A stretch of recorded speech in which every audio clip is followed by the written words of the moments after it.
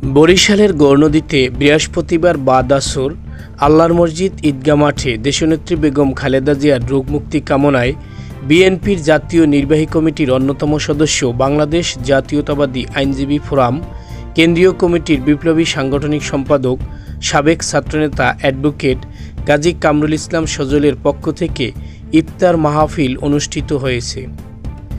গৌরনদী পৌর যুবদলের সদস্য সচিব গোলাম মাহতাবের সঞ্চালনায় প্রধান অতিথি হিসেবে উপস্থিত ছিলেন গৌরনদী পৌর নাগরিক কমিটির সভাপতি ও বিশিষ্ট সাংবাদিক জহুরুল ইসলাম জহির।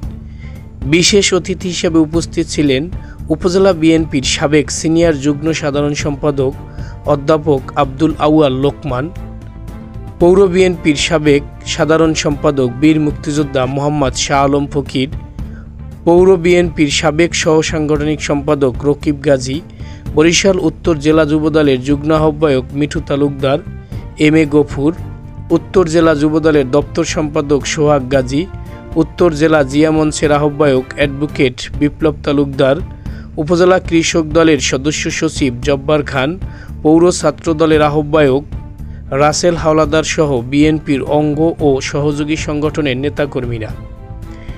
এ সময় দেশ ও জাতির কল্যাণ কামনায় দোয়া মোনাজাত করা হয়। দোয়া মোনাজাত পরিচালনা করেন বড়কসবা জামে মসজিদের পেশ ইমাম ফয়জুল্লাহ।